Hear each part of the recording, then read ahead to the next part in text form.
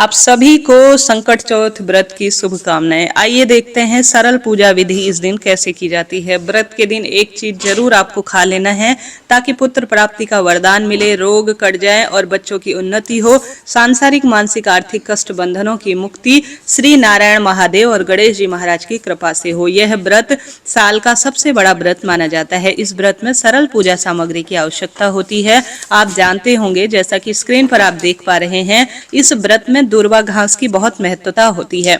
मैंने स्क्रीन पर सामग्री में आप देख पा रहे होंगे, पूजा के लिए एक थाली सजा ली है, साथ ही उसमें मैंने दूर्वा घास रखी हुई है। दूर्वा घास जो कि बहुत सुंदर रूप में आप 11 ले सकते हैं, 5 की संख्या में 21 ले सकते हैं। कोशिश करें व्रत से एक दिन पहले आप सभी दूर्वा घास तोड़ लीजिए। व्रती को न तोड़ते हुए अन्य लोगों से तोड़वा लेते हैं तो भी कोई दोष नहीं लगता है। व्रती देखिए सबसे सुंदर रूप में भगवान की पूजा करते हैं, तो ओम श्री गणेशाय नमः इस मंत्र का जाप करते हुए या ओम गजाननम भूत गणादि सेवितम कपित्थ जम्बू फलचारु भक्षणम उमासुतम शोक विनाशकारिकम नमामि विघ्नेश्वर पाद पंकजम इस मंत्र का जाप करें। और पहली बार व्रत शुरू करना चाहते हैं तो बिल्कुल यह व्रत आप शुरू कर सकते हैं। पूजा में हमेशा लाल या पीले रंग के आपको कपड़े पहनने हैं। इस दिन इस बार मंगलवार का दिन हो रहा है तो लाल रंग के कपड़ों की महत्वता है। पूजा के स्थल पर आप सभी को लाल वस्त्र के ऊपर इस तरह से दक्षिण दिशा की ओर भूलकर भी मुख ना करें, या तो पूर्व या उत्तर दिशा की ओर अपना मुख करें। देखिए इसमें कलश स्थापना नहीं की जाती है, इसलिए मैं सिर्फ एक जल का लोटा ले रही हूँ। जल के लोटे पर मौली मैंने बांध दी है। कलश के अंदर काले तिल या सफेद तिल की बहुत महत्वता है, उसी का भोग प्रसाद इस दिन बनाया जाता है। जल के लोटे में मैंने दाहिनी तरफ भगवान जी के रख दिया है और जल के लोटे में दूर्वा घास, एक जो है फूल और मैंने काला तिल डाल दिया है, जो कि बहुत शुभ माना जाता है। इसमें हमारे सभी देवी देवता आ जाते हैं, वास करते हैं। अब हमारे पास जो गणेश जी की मूर्ति प्रतिमा है उन्हें आप रख लीजिएगा। गणेश जी की मूर्ति के नीचे अगर आप फूल रखते हैं तो अति उत्तम होता है। जैसा कि आप चाहें तो गणेश जी की मूर्ति को आप सुपारी से भी बना सकते हैं। सुपारी पर मौली लपेट कर भी गणेश जी की स्थापना की जा सकती है। साथ के साथ मैंने महादेव और माँ पार्वती और गणपति गजानन की मूर्ति भी रख ली है। अब हम सभी सबसे पहले दीप देवता, जो कि हमारी पूजा पाठ के साक्षी हैं, जितनी देर हमारी पूजा होती रहे उतनी देर यह दीप जलता रहे, इस बात का ध्यान रखते हुए या तो घी के दीपक का या तिल के तेल का आप प्रयोग करें, सरसों के तेल का प्रयोग ना करें, इस बात का ध्यान रखें। इस पूजा में अपने बच्चों को बैठाते हैं तो अति उत्तम रहता है। माहौल को सुगंधित करने के लिए मैंने धूप भी लगा ली है। अब मैंने शुद्ध गंगा जल और जल से भरा हुआ एक लोटा ले लिया है, उसमें पुष्प रखकर स्नान का भाव कराते हुए ओम श्री गणेशाय नमः कहते हुए मैं भगवान जी को स्नान कराऊंगी। अगर आप सभी के पास भगवान जी अर्थात गणपति गजानन का विग्रह स्वरूप है जिसे आप पंचामृत से अभिषेक कराते हैं तो और बहुत शुभ माना जाता है। इसके बाद मैं गणेश जी महाराज को वस्त्र रूपी कलावा समर्पित करूंगी। ओम वस्त्रम समर्पयामि इस तरह से कहते हुए गणेश जी को मैं चंदन समर्पित करूंगी। माता गौरा को मैं रोली समर्पित करूंगी। महादेव को भी हम सभी समर्पित करेंगे चंदन और तिल। चाहे तो अक्षत भी प्रयोग में ले सकते हैं, ऐसी कोई दिक्कत की बात नहीं है। 2026 में यह व्रत किया जा रहा है उदया तिथि को मान्यता करते हुए 6 जनवरी मंगलवार के दिन। 6 जनवरी मंगलवार को आप सभी को यह व्रत करना है 2026 में। चंद्रमा कितने बजे दिखाई देंगे? चंद्रमा दिखाई देने का समय करीब करीब 9:07 के आसपास रहने वाला है। चंद्र उदय के समय आपको चंद्रमा को जल चढ़ाकर ही अपना व्रत खोलना होगा। स्क्रीन पर पूजा विधि आप देख पा रहे हैं। गणपति गजानन की जो हमारे पास मूर्ति है, हम अपनी मनोकामना कहकर उन्हें विशेष तौर पर समर्पित करेंगे। यज्ञोपवीत, इसमें इत्र लगाकर यज्ञोपवीत समर्पित करना, दूर्वा घास समर्पित करना और साथ के साथ सभी देवी देवताओं को पुष्प समर्पित करना, गणेश जी और महादेव को सुपारी समर्पित करना सबसे शुभ माना जाता है। आप कभी अन्य दिन नहीं कर सकते हैं तो इस दिन जरूर कर लीजिएगा। इसके साथ साथ अगर आप संकल्प लेना चाहते हैं, देखिए कई लोग तो संकल्प नहीं लेते हैं, परंतु संकल्प लेकर की गई पूजा हमेशा फलित होती है। जब आप भगवान को वस्त्र समर्पित कर लेंगे, चंदन लगा लेंगे, स्नान करा देंगे, उसके बाद दाहिने हाथ में तिल और पुष्प लेकर अपना नाम गोत्र बोलें और कहें कि हे महादेव, हे गणेश जी महाराज, मेरा नाम और गोत्र यह है, आज मैं आपके व्रत का संकल्प ले रही हूँ। जैसे आप फलाहार व्रत करेंगे तो फलाहार का संकल्प लीजिए, अगर आप निर्जल व्रत कर रहे हैं तो निर्जल व्रत का संकल्प लेकर संकल्प ली हुई वस्तु को भगवान जी के श्री चरणों में छोड़ दीजिए। इस तरह से यह संकल्प की विधि होती है और पूजा को आरंभ किया जाता है। और सभी देवी देवताओं का ध्यान जरूर करें। इस व्रत में तिल कूटा बनाया जाता है, जैसे तिल को कूट कर उसके लड्डू बनाए जाते हैं गुड़ के साथ। स्क्रीन पर आप देख पा रहे हैं, यह भोग आज के दिन का मुख्य भोग होता है। साथ के साथ मौसमी फल जैसे अभी संतरे इत्यादि मिलते हैं तो वह भी भगवान को भोग लगाया जाता है। और साथ के साथ कुछ दक्षिणा 11, 21, 51 जितने आपसे हो पाए उनको आप भगवान जी के समक्ष रखें। और माता चौथ माता जो कि माँ गौरा का ही स्वरूप है, उनके निमित्त आप थोड़ा सा वस्त्र और दक्षिणा दान के रूप में जरूर निकालें। बाद में जब पूजा विधि समाप्त हो जाए दूसरे दिन या उसी शाम को इन वस्त्रों के साथ आप कुछ दक्षिणा रखकर, तिल के लड्डू इत्यादि रखकर किसी भी ब्राह्मण जन को या किसी पंडिताइन या किसी सुहागिन महिला को या किसी मंदिर में दान करते हैं तो आपका चतुर्थी व्रत सफल माना जाता है। अब अपने हाथ में, दाहिने हाथ में आप तिल लेकर आज संकट चौथ, माघी चौथ व्रत की कथा का श्रवण करें। इस तरह से यह सरल पूजा होती है जो हमारे क्षेत्र में की जाती है। कई कई क्षेत्रों में यहाँ पर शकरकंदी का भोग लगाया जाता है, कई क्षेत्रों में तिल का बकरा बनाया जाता है, उन्हें अपने बच्चों के हाथ से कटवाया जाता है। सभी की अपनी अपनी मान्यता है, उसी अनुसार आप भी कार्य कर सकते हैं। अब जो जल का लोटा देख रहे हैं, जो हमने कथा सुनी थी, या तो अपने साड़ी के पल्लू पर उन्हें रख लीजिए या साधारण सरल तरीके से इस कलश के अंदर छोड़ दीजिए। बाद में इसी से आप चंद्रमा को जल चढ़ाएंगे। कई कई लोग शाम को सूर्य अस्त होने से पहले पहले कथा सुनते हैं तो सूर्य भगवान को भी इसी से जल चढ़ाते हैं। बाद में जल का लोटा यहाँ पर रख देते हैं और चंद्र उदय के समय चंद्रमा को भी जल चढ़ाते हैं।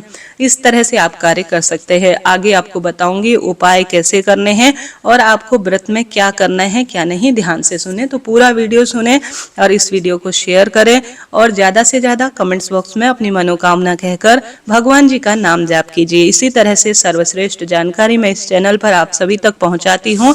आप जो है चैनल से जुड़े और सब्सक्राइब जरूर करें। अब कभी भी जो दीपक जल रहा है उससे आरती न करते हुए एक दूसरा कपूर का दीपक या सामान्य दीपक से आप गणेश जी महाराज की जय गणेश जय गणेश जय गणेश देवा, माता जकी पार्वती पिता महादेवा, ये वाली आरती कर लीजिए भगवान जी की। साथ ही एक जल का लोटा लेकर 3 बार जो दीपक है उसके ऊपर से घुमाकर धरती पर छोड़ दीजिए। इसे जल शीतलीकरण कहा जाता है। साथ के साथ भगवान जी को भोग लगाने के बाद यहाँ जल का लोटा भी रख दीजिएगा। अब जो मैं सामग्री दिखा रही हूँ इसे आप किसी को भी दान दे सकते हैं। जब पूजा समाप्त हो जाए दूसरे दिन आपको पूजा चौकी और कलश को यहाँ से हटाना चाहिए। देखिए, कोई भी हम जब दान करते हैं तभी हमारा व्रत उपवास सफल माना जाता है। और इस व्रत में दान करने की महत्वता है। तिल गुड़ तो ज्यादा से ज्यादा अपने बच्चों के हाथ का स्पर्श कराकर आपको तिल और गुड़ का दान करना चाहिए। गणेश जी महाराज का दिन है जो कि सर्वश्रेष्ठ रूप में कहा जाता है। इस दिन आप सभी को सर्वश्रेष्ठ रूप में कोशिश करनी है कि आप अपने बच्चों के हाथ से गणपति गजानन की सुंदर पूजा कराएं। भले ही शिव मंदिर में शिवलिंग पर जो गणेश जी हैं वहां पर अगर आप शहद समर्पित करते हैं तो रोग का नाश होता है। बच्चों के घी से अगर शिवलिंग पर ओम बनवाते हैं, ओम का उच्चारण करते हुए, तो भी बच्चों के और पति या स्वयं आपके रोगों का नाश होता है और हर कार्य की सिद्धि होता है। तो आप सभी ओम का उच्चारण करते हुए शिवलिंग पर इस चतुर्थी व्रत के दिन ओम घी से जरूर बनाएं। और मंगलवार का दिन होने के कारण लाल चंदन, लाल फूल शिवलिंग पर जरूर चढ़ाएं। इससे सांसारिक, मानसिक, आर्थिक कष्ट बंधनों से अपने आप ही मुक्ति मिल जाती है। इसके साथ साथ इस दिन अन्य उपाय भी किए जाते हैं। ध्यान से सुने।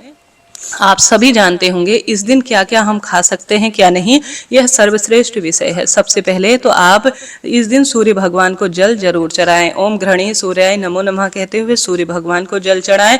तुलसी माता की पूजा भी जरूर करें, उनके बिना कोई भी कार्य असंभव सा लगता है। भूल चूक के लिए भगवान जी से क्षमा प्रार्थी हो। सुबह यह पूजा की जा सकती है, 11 बजे भी आप कर सकते हैं। जब भी आपके पास समय हो आप कभी भी पूजा कर सकते हैं। इस दिन आप सभी पूरे दिन भर में चाय पी सकते हैं, फलाहार ले सकते हैं, आप जो है ड्राई फ्रूट का सेवन कर सकते हैं। बहुत सुंदर रूप में यह जाना जाता है। अब कौन सी वस्तु हमें इस दिन खानी चाहिए ताकि रोग, संकट, कष्ट, पीड़ा, दुख, दारिद्रता का अंत हो, पति बच्चे सुख पाएं? ध्यान से सुने। जैसा मैंने विदित कराया, इस दिन बहुत सुंदर रूप में शिवलिंग पर जल चढ़ाकर, जल का लोटा कभी खाली ना लाएं, शिवलिंग पर चढ़ाई गई बेलपत्र और जल अपने साथ लाकर अपने पति बच्चों को आप जरूर से खिलाएं।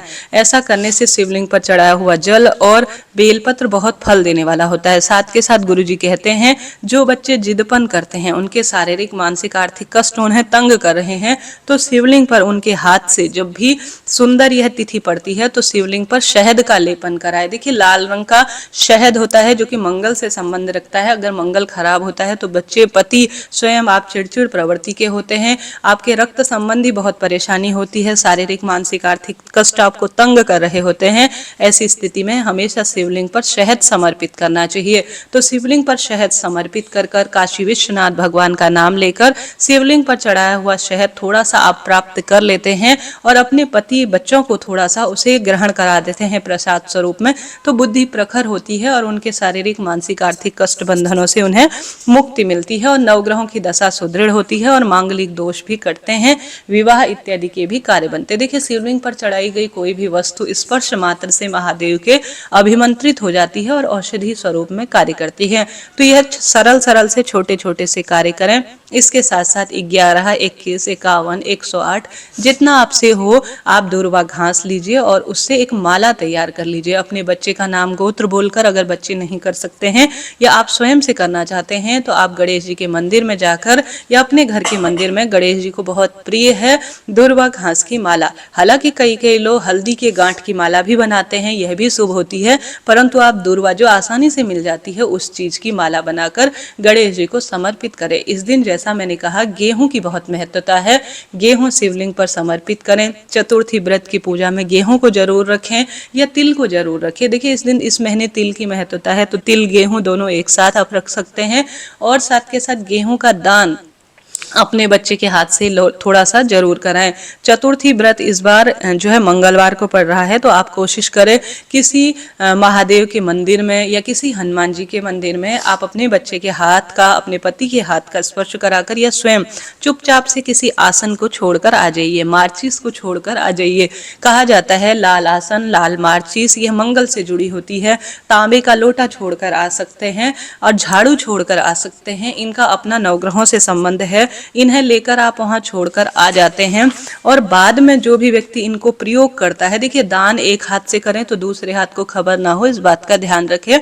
और अगर आप यह चीजें चुपचाप वहां पर छोड़कर आ जाते हैं घर में, जो भी वस्तु, जो भी व्यक्ति इनका चुपचाप उपयोग करता है ना, तो वह आपके पुण्य जो है खाते में धीरे धीरे जुड़ता चला जाता है। इतनी महत्वता है इस चीज की। तो आप सभी को इस गुप्त दान को चुपचाप करना है। गौ माता को अपने बच्चे के हाथ से आप सभी को गुड़, हरा चारा जरूर खिलाना है। गुड़, हरा चारा और तिल का लड्डू जरूर खिलाएं, क्योंकि गौ माता में 33 कोटि देवी देवताओं का वास है। नवग्रहों की दशा सुदृढ़ होगी और पशुपतिनाथ महादेव आपको आशीर्वाद देंगे और गणपति गजानन की कृपा से आपके घर में रिद्धि सिद्धि का वास स्वतः ही होगा। इस तरह से आपको पूजा करनी है और यह वस्तु जरूर खानी है। प्रार्थना करें कि हे गणपति गजानन, हे महादेव, मुझे पुत्र चाहिए, मेरे जीवन में सौभाग्य दीजिए, मेरे पति बच्चों की आयु लंबी कीजिए। ऐसी अगर आप प्रार्थना करेंगे तो प्रार्थनाओं में बहुत बल है जी, जो आप चाहते हैं प्रार्थनाओं के माध्यम से प्राप्त कर सकते हैं। तो कोशिश तो करें आप इस तरह से सरल पूजा विधि करें, नियम से आप पूजन करें, झूठ छल कपट से दूर रहें, पूरा दिन भर हरि कीर्तन करें, नाम जाप की महत्वता दीजिए और शाम को जब चंद्र देवता दिखाई दे तो जल के लोटे में दूध, काला तिल डालकर, सफेद फूल डालकर और अक्षत के कुछ दाने डालकर ओम सोम सोमाय नमः कहते हुए आप चंद्र देवता को जल जरूर चढ़ाएं। चंद्र देवता को जल चढ़ाने से सौभाग्य बढ़ता है। सोमवार के दिन आप साबुन शैम्पू लगाकर बाल धो लीजिए। मंगलवार के दिन आपको, जब आपका व्रत हो, तो आप सादे पानी से ही बाल धोइए, इस बात का ध्यान रखें। तो इस तरह से मैंने यह जानकारी दी। आशा उम्मीद है आप समझे होंगे। कोई प्रश्न हो तो आप पूछ सकते हैं। आपका अपना चैनल है। दान, पुण्य, पूजा पाठ, मंत्र जाप, उपवास हमेशा ही हिंदू धर्म को सार्थक करता है, कार्य की सिद्धि करता है, सांसारिक मानसिक आर्थिक कष्ट बंधनों से मुक्ति करता है। महिला कुल की द्योतक होती है, वह कोई भी काम करती है तो पूरा परिवार इससे सुख पाता है और सब सुख स्वतः ही इस कार्य से मिल ही जाते हैं। आशा है, उम्मीद है आप ऐसा करेंगे। अभी के लिए इतना ही। जरा सा वीडियो ज्ञानवर्धक रहा हो तो राधे राधे लिखें। कोई प्रश्न हो तो भी आप पूछ सकते हैं। हरे कृष्णा हरे रामा, जय श्री कृष्ण।